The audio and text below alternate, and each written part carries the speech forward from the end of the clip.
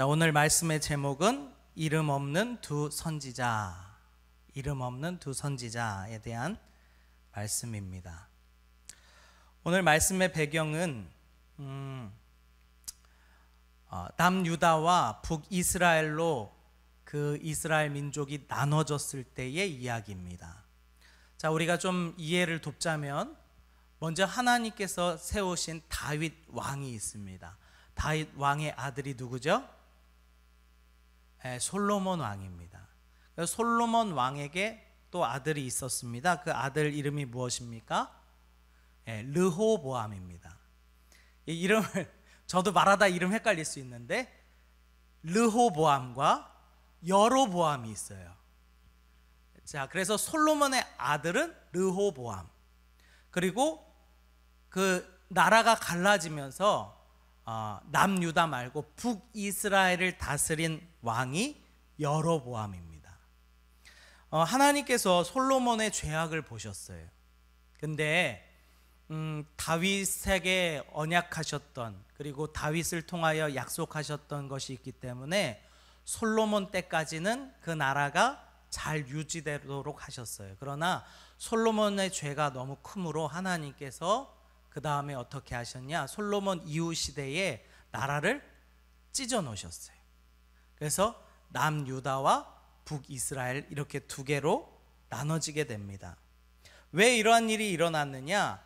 이제 솔로몬이 그 왕위를 르호보암에게 넘겨줬는데, 이 르호보암이 정책을 필 때 어떤 정책을 피냐면 자기 아버지 솔로몬보다 더 백성들에게 세금을 무겁게 매기고 그들을 더 채찍질하는 그런 정책을 폈어요. 그러니까 이스라엘 백성들이 내가 당신 밑에서 못 살겠다 하고는 떨어져 나온 거예요. 그래서 남유다 빼고 이제 10지파가 그곳에서 떨어져 나가는데, 그 10지파가 누구한테 붙냐면 여로보암이라는 사람에게 붙어요. 그래서 여로보암이 북이스라엘을, 그 다음에 르호보암이 남유다를 맡아서 다스리고 있었어요. 근데 이제 문제는 뭐냐면 남유다에 뭐가 있었어요? 예루살렘 성이 있었어요. 남유다에. 그러니까 이스라엘 백성들은 제사를 어디서 드려요? 예루살렘 성전에서 드리죠. 그런데 그 솔로몬의 성전, 그 성전이 남유다에 속하다 보니까 문제가 생겼어요. 북이스라엘 사람들이 하나님 앞에 분향할 제단이 없는 거예요. 그리고 또 어떤 문제가 생기냐면 북이스라엘에 있었던 각 레위 지파들이 다 하나님이 성전이 있는 남유다로 내려와 버립니다. 그러니까 덩달아 제사를 하나님 앞에 그래도 드려야 된다라고 생각하는 이스라엘 백성들이 몇몇 그 북이스라엘에서 남유다로 내려오는 그런 상황에 오늘 이 일이 벌어지게 됩니다. 그래서 하나님께서 이 솔로몬이 범죄한 것을 이야기하시면서 먼저 선지자를, 아히야 선지자를 통해서 여로보암에게 말씀하게 하셔요. 여로보암아, 너가 하나님의 뜻을 잘 따르고 너가 다윗의 길을 잘 간다면 내가 너로 말미암아 큰 민족, 큰 강한 나라를 만들어주겠다 약속하셔요. 근데 그 약속을 여로보암이 잘 지킬까요? 안 지킬까요? 안 지켜요. 보세요. 사람들이, 그리고 레위 지파 사람들이, 제사장들이 자꾸 남유다로 내려오니까 이 여로보암이 마음이 막 급한 거예요. 그래서 안 되겠다, 우리가 있는 데에도 제단을 만들어야겠다 생각한 거예요. 그래서 어디다 제단을 만드냐면 베델이라는 지역과 단이라는 지역에 제단을 만듭니다. 제가 봤을 때는 하나님께서 그렇게 하셨기 때문에 이 여로보암이 하나님께 여쭙고 하나님께 묻고 그거를 준비했으면 참 좋았을 텐데, 이 여로보암이 마음이 급해지니까 제단을 만들고 그 위에 무엇을 만들었냐면 금송아지를 만들어요. 그래서 이스라엘 백성들에게 이야기하는 거예요. 너희가 저 멀리 남유다까지 가지 말고 여기 베델과 단에 하나님을 위한 제단이 있으니 너희가 이곳에서 제사 드려라, 이렇게 얘기한 거예요. 그러니까 우리가 성경에 나오는 그 송아지 있잖아요, 이스라엘 백성들이 자꾸 만들어내는데 하나님이라고 하고 만드는 거예요. 그러니까 다른 우상을 만들려고 했던 게 아니라 자신들이 하나님의 형상을 알지 못하니까 옛적부터 그 애굽에서 봐왔던 그 형상, 신의 형상, 또 풍요의 형상을 간직한 그 송아지를 자꾸 하나님이라고 만들어내는 거예요. 그러니까 그들이 하나님을 섬기겠다고 이 단하고 그 다음에 베델하고, 자꾸 생각이 안 나요. 베델하고 단하고 거기다가 제단을 만든 거예요. 자, 그때 하나님께서 그 백성들을 향하여, 그리고 특히 그곳에서 제단하는 백성들과 또 이것을 만든 여로보암을 향하여 이렇게 말씀하십니다. 우리 12장 28절에서 30절인데요, 31절인데요, 같이 한번 읽어보겠습니다. 시작. 이에 계획하고 두 금송아지를 만들고 무리에게 말하기를 너희가 다시는 예루살렘에 올라갈 것이 없도다. 이스라엘아, 이는 너희를 애굽 땅에서 인도하여 올린 너희의 신들이라 하고 하나는 베델에 두고 하나는 단에 둔지라. 이 일이 죄가 되었으니 이는 백성들이 단까지 가서 그 하나에게 경배함이더라. 그가 또 산당을 짓고 레위 자손이 아닌 보통 백성으로 제사장을 삼고 자, 제사장도 다 이제 남유다로 내려갔으니까 일반 사람들을 데려다가 제사장 삼고, 그 다음에 절기도 자신의 마음대로 절기를 정해가지고 제사하며 분향하기를 시작해요. 이것이 하나님 앞에 큰 죄가 됩니다. 그래서 하나님께서 그 우상 숭배하고 있는 여로보암과 그 백성들에게 선지자를 한 명 보냅니다. 그런데 어디서부터 보내냐면 유다에서 한 선지자를 택해서 보내요. 근데 성경에는요, 이 선지자의 이름이 없어요. 보통은 유명한 선지자, 하나님께서 쓰는 선지자들은 이름이 있거든요. 그런데 이 선지자의 이름은 성경에 나오지 않아요. 왜 그런지 이제 나오는데, 자, 13장 1절에 보면 보라, 그때에 하나님의 사람이 여호와의 말씀으로 말미암아 유다에서부터 베델에 이르니 마침 여로보암이 제단 곁에 서서 분향하는지라. 여로보암이 딱 그 제단에서 제사 드리고 있는데 유다로부터 온 선지자가 와서 하나님의 말씀을 그들에게 선포합니다. 뭐라고 말하면 2절에 보니까 하나님의 사람이 제단을 향하여 여호와의 말씀으로 외쳐 이르되 제단아 제단아, 여호와께서 이와 같이 말씀하시기를 다윗의 집에 요시아라 이름하는 아들을 낳으리니 그가 내 위에 분향하는 산당 제사장을 내 위에서 제물로 바칠 것이요 또 사람의 뼈를 내 위에서 사르리라 하셨느니라. 보세요, 신에게 드리는 제단이에요.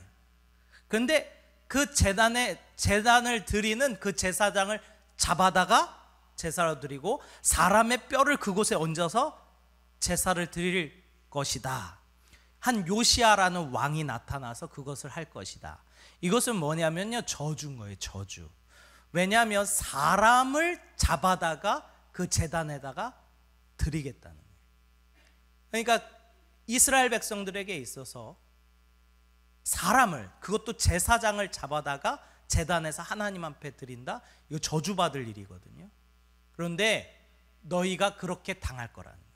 너희가 그렇게 당할 것이다 라고 말하면서 뭐라고 말하냐면 3절에 보니까 그날에 그가 징조를 들어 이르되 이는 여호와께서 말씀하신 징조라. 제단이 갈라지며 그 위에 있는 재가 쏟아지리라. 이 저주를 퍼부으니까, 그것도 갈라진 유다 땅에서 올라온 선지자가 이런 저주를 퍼부으니까 여로보암 왕이 저자를 잡으라 그래요. 그런데 이 상태로 팔이 굳어버려요. 딱 팔이 굳어버립니다. 그래서 4절에 보니까 여로보암 왕이 하나님의 사람 베델에 있는 제단을 향하여 외쳐 말함을 들을 때에 제단에서 손을 펴며 그를 잡으라 하더라. 그를 향하여 편 손이 말라 다시 거두지 못하매. 손이 굳어버려가지고 굽혀지지가 않는 거예요.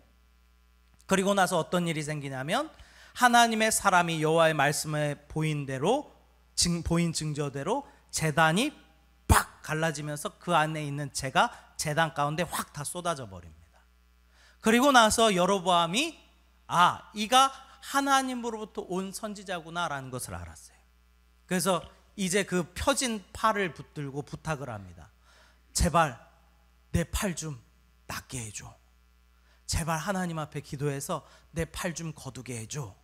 그래서 그 하나님으로부터 온 선지자, 유다로부터 온 선지자가 하나님께 기도하니까 그 여로보암의 팔이 나서요. 그래서 여로보암이 뭐라고 말하냐면 이 하나님으로부터 온 선지자에게 너가 잠시 우리와 함께 머물라. 이게 뭐 어떻게 하겠다는 게 아니라 그가 하나님으로부터 걸 알았으니까 이제 대접을 하겠다는 거예요. 그랬더니 이 사람이 뭐라고 말하냐면 나는 결코 당신들과 함께 밥도 먹지 않고 내가 당신들이 주던 물도 마시지 않겠다. 하나님께서 절대 그것을 허락하지 않았다. 이렇게 얘기합니다. 그것이 8절 9절인데요 8절 9절 같이 한번 읽어보겠습니다. 시작. 하나님의 사람이 왕께 대답하되 왕께서 왕의 집 절반을 내게 준다 할지라도 나는 왕과 함께 들어가지도 아니하고 이곳에서는 떡도 먹지 아니하고 물도 마시지 아니하리니 이는 곧 여호와의 말씀이 내게 명령하여 이르시기를 떡도 먹지 말며 물도 마시지 말고 왔던 길로 되돌아가지 말라 하셨음이라 하고. 하나님께서 이 선지자에게 뭐라고 명령하시냐면 너는 이 북이스라엘로 가거든 떡도 먹지 말고 물도 먹지 말고 너가 온 길로 가지도 말고 다른 데로 돌아서 가. 이렇게 얘기해요. 이게 오늘날에는 우리가 차가 있고 우리가 그냥 쉽게 왔다 갔다 하니까 쉬운 것 같지만 실제로는 이 선지자가 어떤 길로 왔겠어요? 제일 빠른 길로 왔을 거 아니에요. 근데 그 빠른 길로 돌아가지 말래요. 다른 길로 돌아서 가래요. 먹지도 말고 마시지도 말래요. 그러니까 얼마나 힘들겠어요. 여기서 말한 선지자도 사람입니다. 그렇죠? 하나님께서 보내셨지만 사람이에요. 그런데 하나님께서 이것을 절대 하지 말라고 금하셨어요. 근데 이제 문제가 생기는데 우리 오늘 이제 13장 11절에 보면 베델의 한 늙은 선지자가 나와요. 자, 유다로부터 온 한 선지자가 있고 베델에 살고 있던 한 늙은 선지자, 이렇게 선지자 2명이 나오는데 이 선지자 2명 둘 다 이름이 안 나와요. 이 베델에 사는 한 늙은 선지자가 살았는데 그의 아들들이 그 베델 제단으로부터 벌어진 일들을 보고 듣고 와요. 그리고는 그 아버지 선지자에게 이야기합니다. 아버지 이러한 일들이 있었어요. 유다로부터 하나님께서 보내신 선지자가 있었는데 왕의 팔이 굳어버리고 제단이 부서지고 재가 쏟아지고 하나님의 말씀대로 이루어지는 것을 우리가 보았어요. 그러니까 이 늙은 선지자가 부랴부랴 물어봅니다. 그 젊은 선지자 어디로 갔니? 라고 물어봐요. 그리고 나귀를 하고 안장을 지어서 그 선지자를 향하여 쫓아갑니다. 자, 이스라엘 백성들이 그렇게 베델과 단에서 제사를 드릴 수밖에 없었던 그 이유는 남유다가 예루살렘을 가지고 있었고 중요한 건 제사장들도 다 내려가서 그들이 결코 제사를 드릴 수 없었어요. 근데 이제 문제는 뭐냐면 그러면 이 늙은 선지자는 왜 남았냐는 거예요. 늙은 선지자는 왜 거기에 남았을까요? 이 늙은 선지자 또한 하나님의 뜻을 알고 깨닫는 사람이었을 텐데 중요한 건 그는 남유다로 내려가지 않고 그곳에 앉아 있었습니다. 안주하고 있었습니다. 분명히 레위 사람들도 자기의 마을과 산업을 다 떠나 유다와 예루살렘으로 가요. 그래서 역대하 11장 14절에 보면 레위 사람들이 자기들의 마을들과 산업을 떠나 유다와 예루살렘에 이르렀으니 이는 여로보암과 그의 아들들이 그들을 해임하여 여호와께 제사장의 직분을 행하지 못하게 하고. 그러니까 레위 지파 사람들도 다 쫓아냈어요.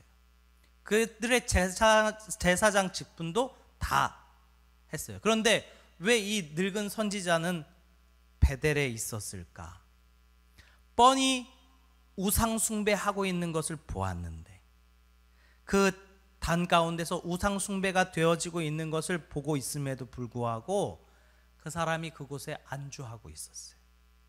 그런데 유다로부터 온 젊은 선지자, 즉 하나님으로부터 온 선지자가 있다라고 하니까 이 늙은 선지자가 그 젊은 선지자를 찾으러 떠납니다.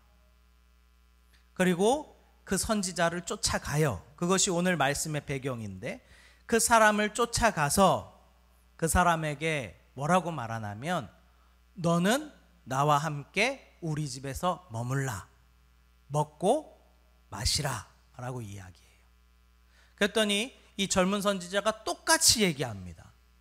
하나님께서 내게 말씀하시기를, 하나님께서 내게 이곳에서 먹지도 말고 마시지도 말고 내가 갔던 길을 되돌아오지도 말라고 하셨습니다 라고 해요.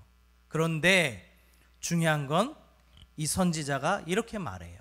우리 13장 18절 같이 한번 읽어볼까요? 같이 있습니다. 시작. 그가 그 사람에게 이르되 나도 그대와 같은 선지자라. 천사가 여호와의 말씀으로 내게 이르기를 그는 내 집으로 데리고 돌아가서 그에게 떡을 먹이고 물을 마시게 하라 하였느니라 하니 이는 그 사람을 속임이라. 자, 이 사람이 뭐라고 말하냐면 나도 선지자라. 나도 선지자라. 하나님께서 당신을 우리 집에 들여서 대접하라고 하셨습니다. 그런 거예요? 근데 그걸 하나님이 하신 얘기예요? 안 하신 얘기예요? 하나님께서 안 하신 얘기인데 이 사람이 그렇게 합니다. 근데 이 선지자가 왜 그렇게 했는지 성경에는 안 나와요. 그런데 전체적인 맥락을 봤을 때 이 선지자는요, 이 늙은 이 베델에 있는 이 선지자는요, 언제부턴가 하나님의 이상과 기적과 능력을 잃어버린 것 같아요. 왜냐하면 그 사람이 우상숭배가 뻔히 북이스라엘에서 벌어지고 있는 것을 알매도 불구하고 그 자리에 머물러 있었다는 거예요. 중요한 건 그가 그것을 잘못됐다고 선포하지도 않았다는 거예요. 그러니까 그 늙은 베델의 선지자는 그 자리에 앉아서 그냥 현실과 어느 정도 좀 타협하고 있었던 선지자로 보여요. 그런데 진짜가 나타난 거예요. 하나님의 기사와 이적과 능력을 들고 있는 진짜가 나타난 거예요. 그러니까 어떻게 합니까? 이 늙은 선지자가 만나보고 싶은 거예요. 만나보고 싶고 들어보고 싶고 하나님의 계획이 무엇인지 알고 싶었던 거예요. 그런데 그 사람을 초청했는데 그 사람이 거절합니다. 그러니까 이 사람이 뭐라 그래요? 나도 선지자라. 나도 선지자라. 이게 문제입니다. 나도 선지자라. 그런 생각을 해봅니다.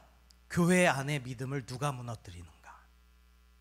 생각해 보세요. 세상에 있는 사람이 우리의 믿음을 무너뜨립니까? 그렇지 않아요.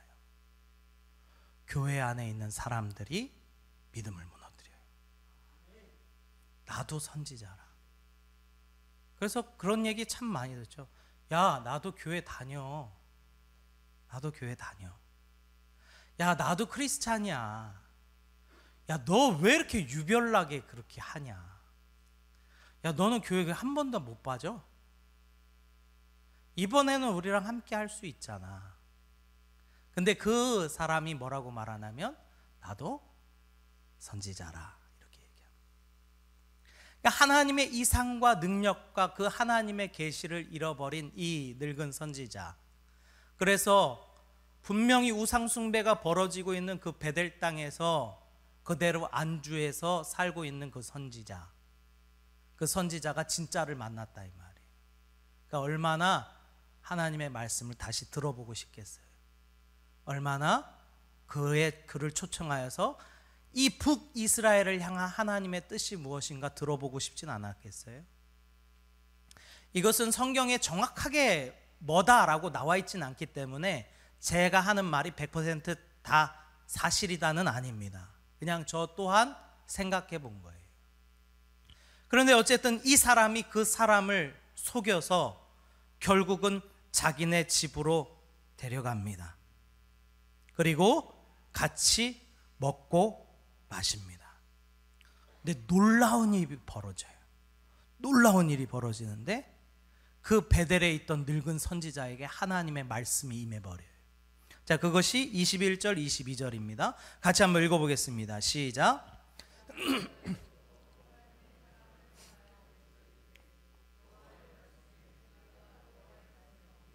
내 하나님 여호와께서 내게 내리신 명령을 지키지 아니하고 돌아와서 여호와가 너더러 떡도 먹지 말고 물도 마시지 말라 하신 곳에서 떡을 먹고 물을 마셨으니 내 시체가 내 조상들의 묘실에 들어가지 못하리라 하셨느니라 하니라.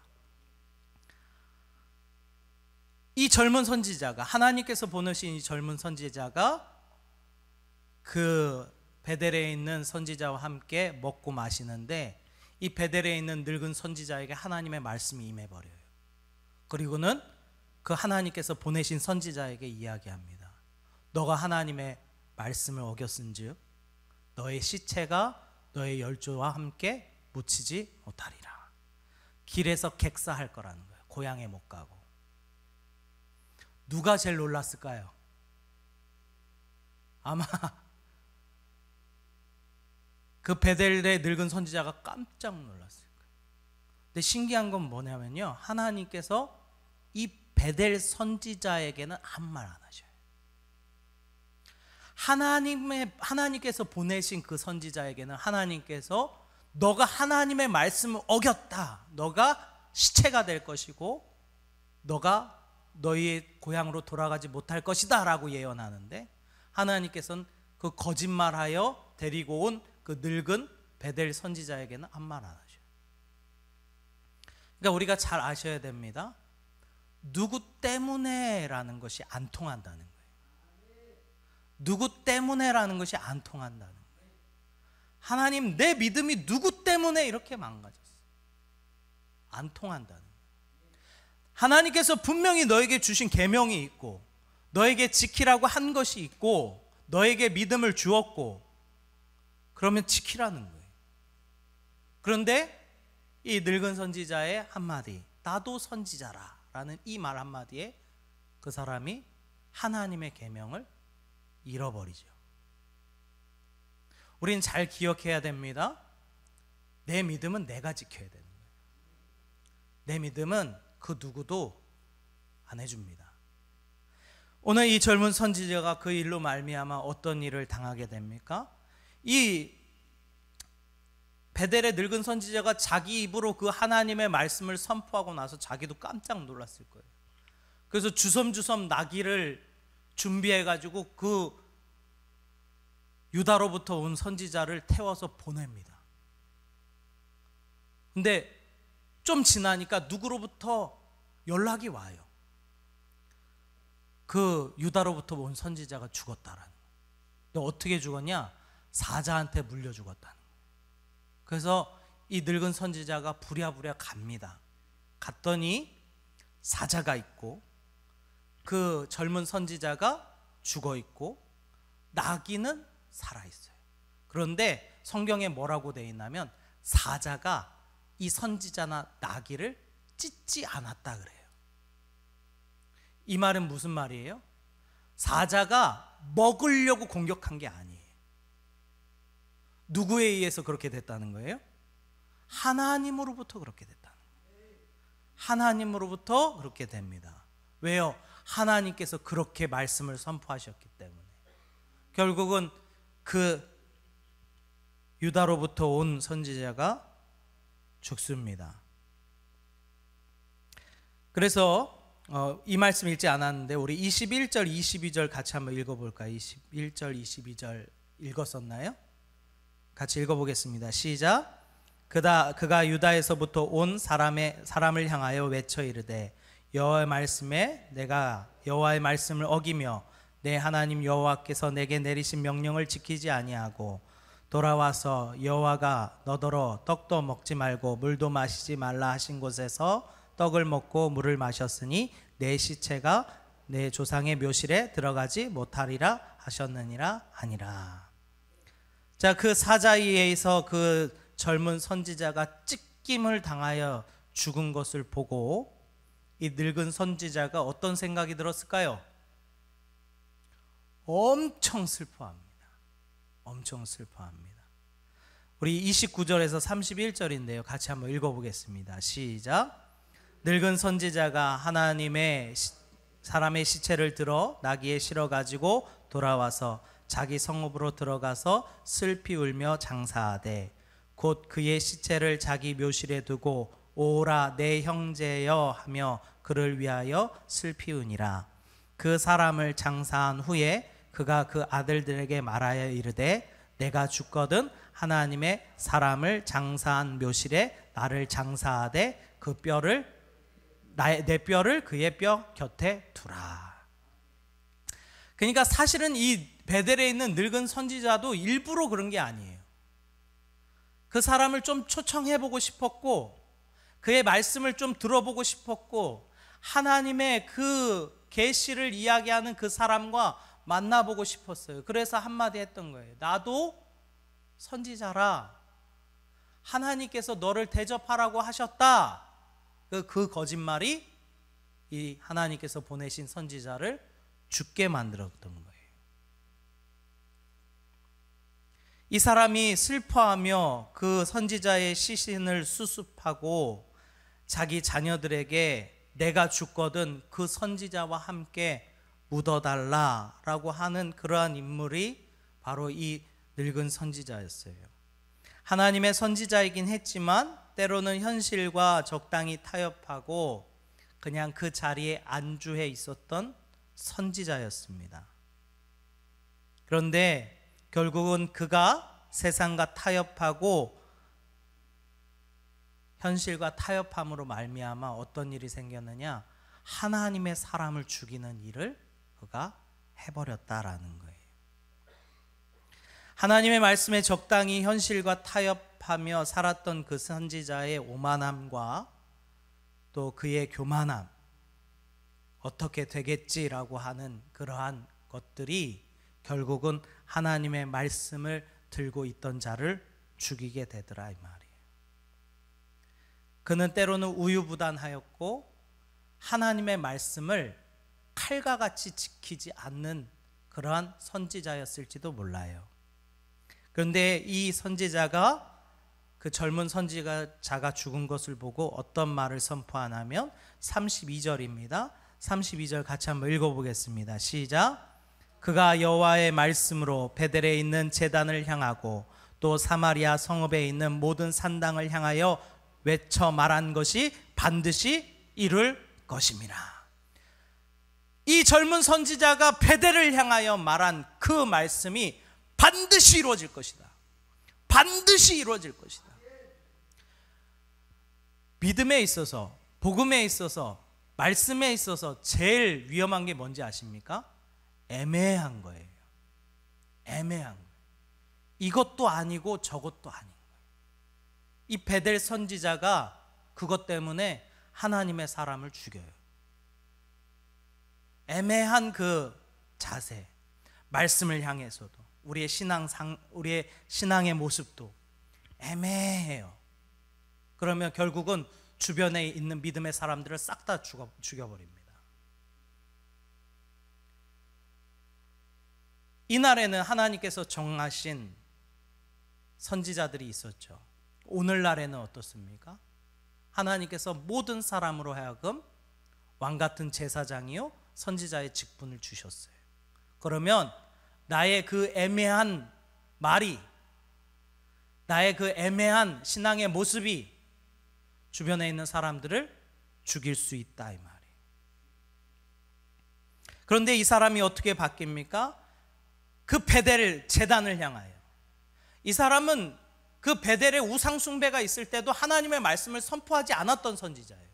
근데 이 선지자가 어떻게 합니까? 그 베델 제단을 향하여 이 하나님의 사람이 말씀한 대로 다 이루어질 것이다. 어떤 말씀을 하셨습니까? 요시아라는 왕이 일어나서 그 제단에서 그 우상 숭배하는 제사장들을 그 위에서 불사를 것이고, 하나님의 수없이 많은 사람들의 그 뼈를 그 제단에서 불사지를 것이다 라고 했던 그 예언, 그 예언이 반드시 이루어질 것이다 라고 선포합니다. 우리는 내 모습이 누구인지 잘 확인해 봐야 됩니다. 우리의 믿음 가운데는 이 두 선지자의 모습밖에 없어요. 첫 번째는 하나님의 말씀을 들었지만 끝까지 지키지 못하는 자. 두 번째는 어영부영하다가 다른 사람의 믿음도 죽이는 자. 나는 어떤 자입니까? 하나님께서 딱 이 두 선지자의 모습을 보여주셨어요. 오늘날 우리가 하나님으로부터 말씀을 받은 선지자인 줄 믿습니다. 제가 여기 섰다 그래서 저만 선지자가 아니에요. 오늘 이 자리에 계신 분들이 다 하나님의 말씀을 직접 받으시는 하나님의 선지자인 줄 믿습니다. 근데 어떤 선지자는 하나님의 말씀을 받고도 끝까지 지키지 못하고, 어떤 선지자는 하나님의 말씀을 어영부영하다가 다른 사람도 죽이는 선지자가 된다라는 거예요. 열왕기하 23장 15절에 보면 요시야 왕의 개혁과 또 두 선지자의 무덤에 관한 이야기가 기록되어 있어요. 그러니까 이 내용의 결과가 기록되어 있어요.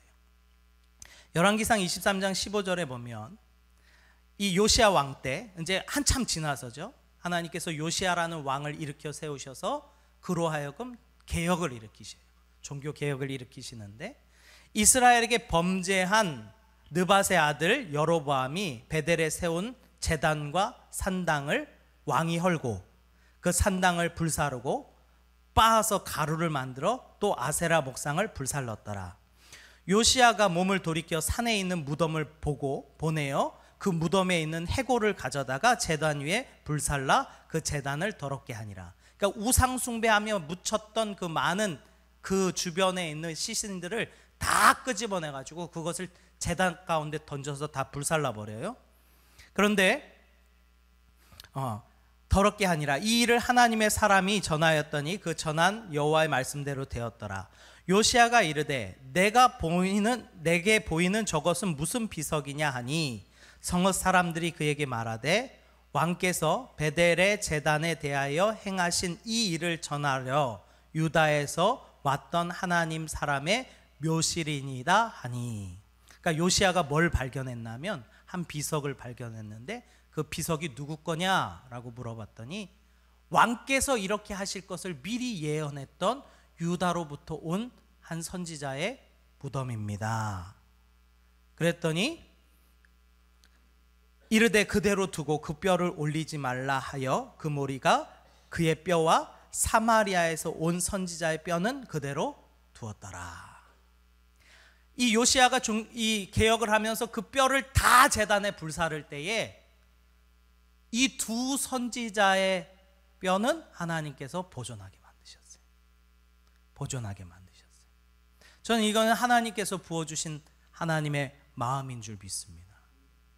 결국은 하나님의 말씀을 온전히 지키지 못했지만 하나님의 말씀을 선포했던 그 선지자와, 결국은 그 선지자를 죽게 만들었지만 끝에 가서는 결국 하나님의 말씀이 이루어질 거라고 당당히 선포했던 그 두 선지자, 그 선지자의 모습이 우리가 돼야 되는 줄 믿습니다.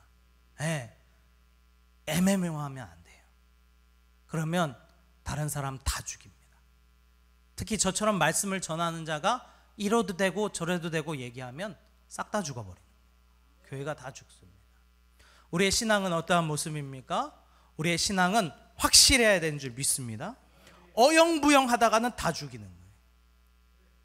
어영부영하다간 다 죽이는 거예요.